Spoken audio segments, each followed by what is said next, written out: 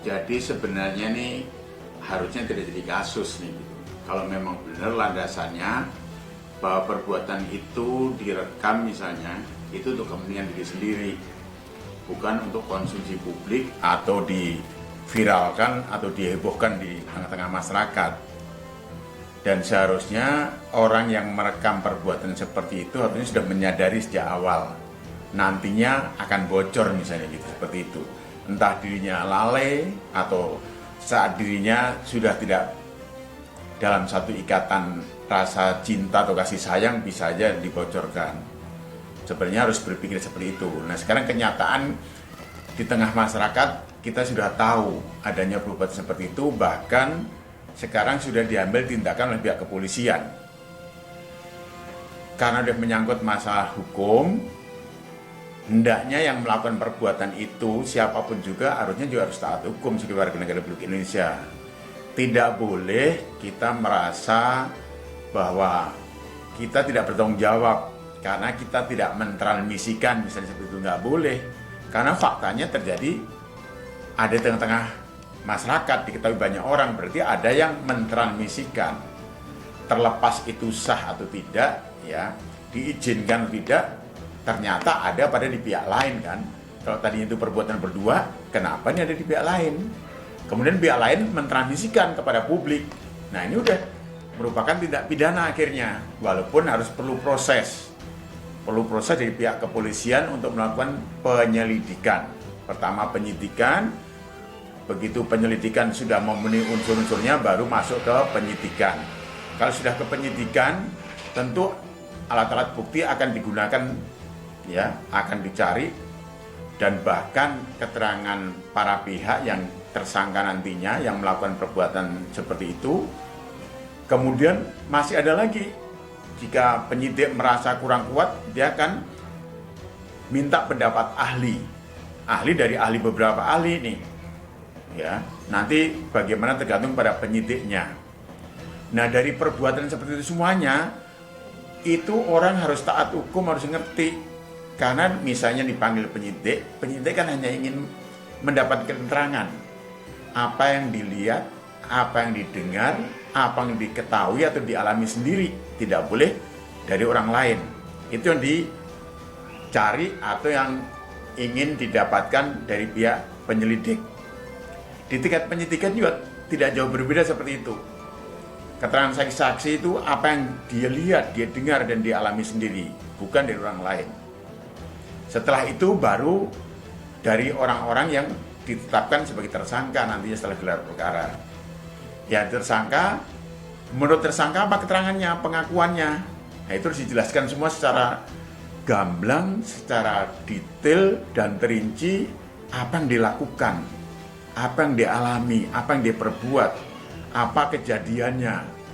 Itu semuanya adalah dalam rangka proses penegakan hukum.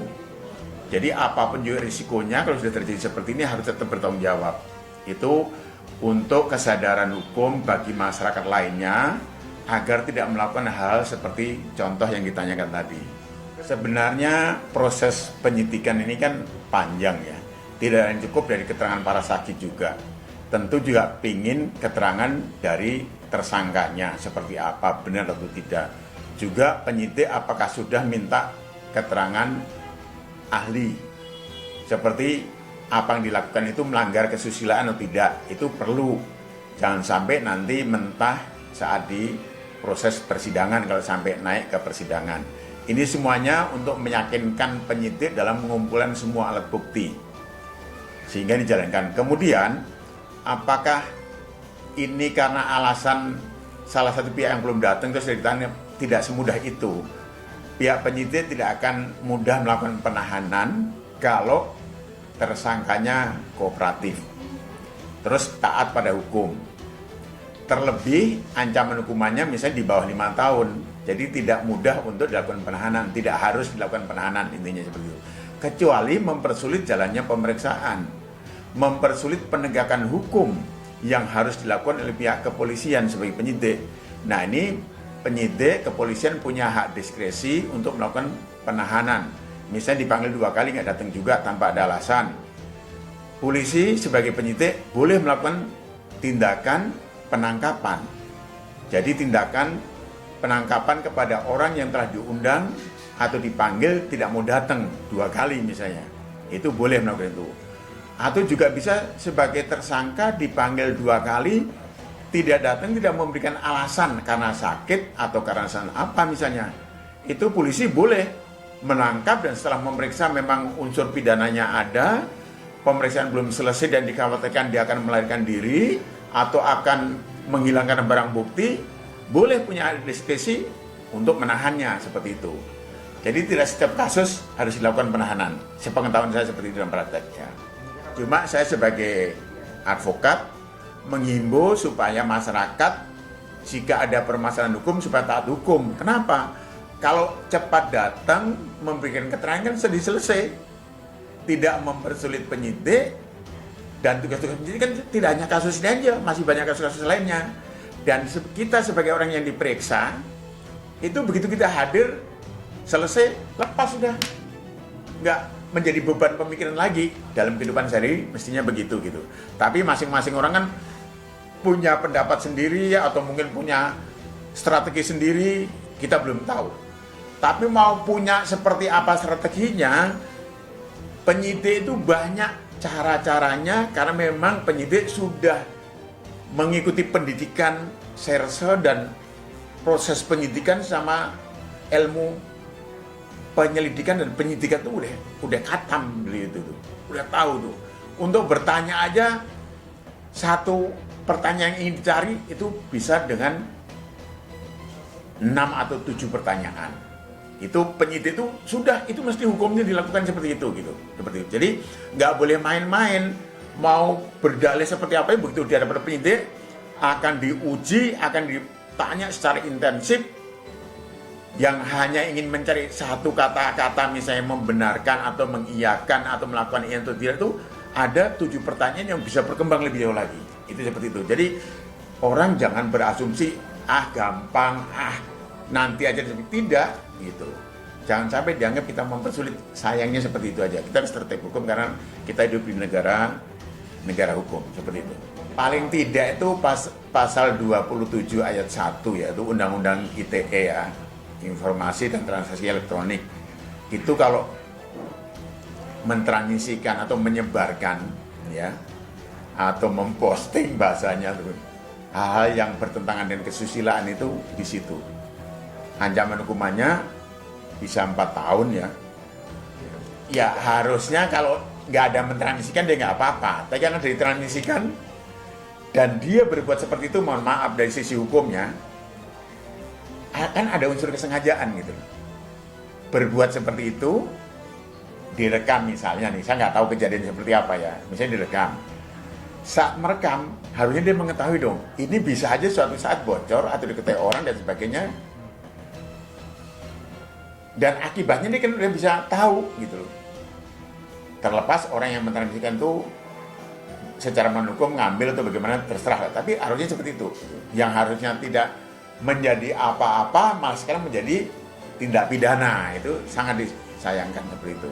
Nanti hasilnya, kesimpulannya apakah dia menjadi korban atau tidak, itu adalah hasil penyidikan di kepolisian karena harus didasarkan alat-alat bukti yang sah.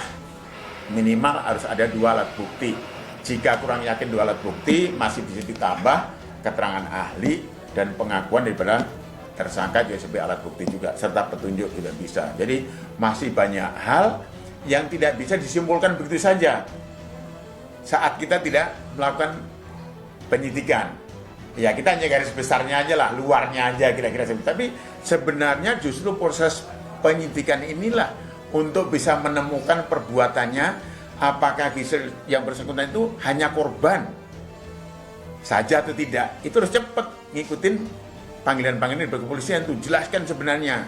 Mudah-mudahan bukan karena niatnya berdua untuk melakukan perbuatan seperti yang dihebohkan masyarakat, tetapi ini karena perbuatan orang yang tanpa hak dan melawan hukum mentransmisikan atau memposting hal itu kepada luar itu. Sehingga kalau seperti itu bisa saja ini bukan dia melakukan tindak pidana, Justru orang yang tanpa hak inilah yang mentransaksikan, itu yang melakukan tindak pidana. Dia nggak gitu, walaupun dia berbuat itu. Kenapa? Tujuannya tidak punya maksud untuk disebarluaskan, umpamanya seperti itu.